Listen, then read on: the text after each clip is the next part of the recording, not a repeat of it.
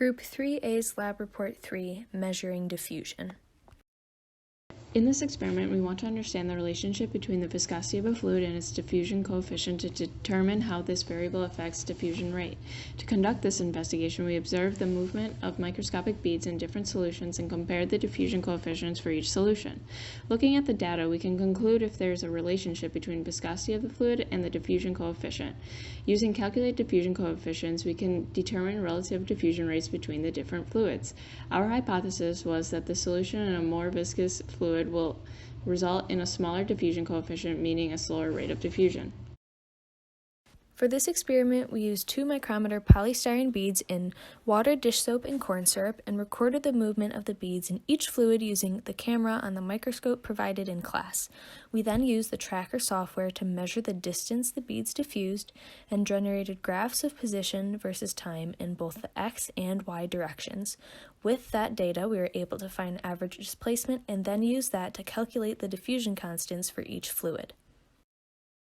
There are a few physics concepts needed to understand everything we did in our experiment. First, diffusion is the movement of particles from areas of high concentration to low concentration, and the constants are different for different fluids. Lots of different variables can affect diffusion, and diffusion can be directed, accelerated, or anomalous.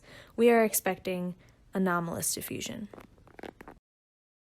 These are the models of our experiment. On the left, we have a system schema which includes the earth, the fluid, and the beads. The earth exerts a gravitational force on the beads and fluid, and there's a contact between the beads and fluid. On the right, we have a force diagram that represents the force acting on a bead. The arrows represent the force of the fluid molecules on the bead. Fluid molecules hit the bead from random directions and with a random amount of force. We don't have a gravitational force arrow because during the investigation we are looking down at the bead in 2 dimensions and looking only at the x and y directions and not in the z direction. This is one of our videos showing the beads in water.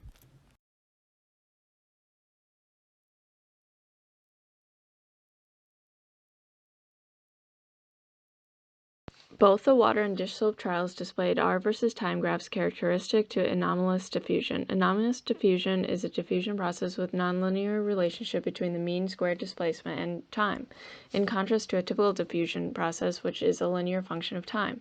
To determine if the rate of diffusion is affected by the viscosity of the solvent, the diffusion coefficient was calculated using the x and y position values.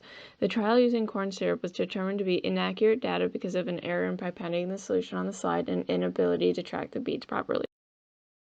After tracking the position of the beads in the fluids, the instantaneous x and y positions in respective times was used to calculate the instantaneous R values of the beads diffusion.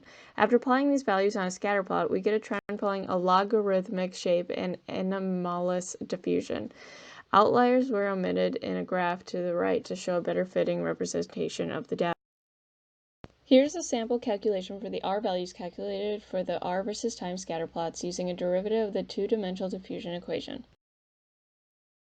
These are the R versus time graphs for the beads and water. The R values of the beads diffusion initially followed a logarithmic trend and then suddenly dropped. This dip suggested that the beads started to turn around at about 23 seconds. This may be due to a movement of the table or slide that would have disrupted the anomalous diffusion. The R values were input into the 2-dimensional diffusion equation to find the instantaneous diffusion coefficient for each R value. The instantaneous diffusion coefficients were then averaged to find the overall average diffusion coefficient for each liquid. The diffusion coefficient for water was 32.342 micrometers squared per second, and the diffusion coefficient for dish soap was 4.045 micrometers squared per second.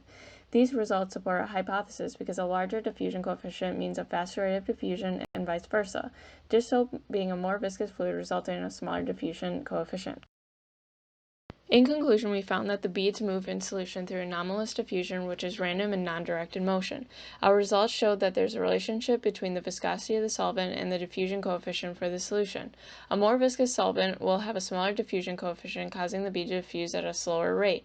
In a computational model of diffusion, we could simulate the Brownian movement of the beads. However, the relationship between the viscosity of the fluid and diffusion rate was not able to be simulated or predicted. There are a few limitations to our model. First, movement on the table could have moved the beads. The beads could have had an initial velocity from when the fluid was placed on the slide, and the fluids were not dropped on the slides at exactly the same angle, all of which could have changed our results.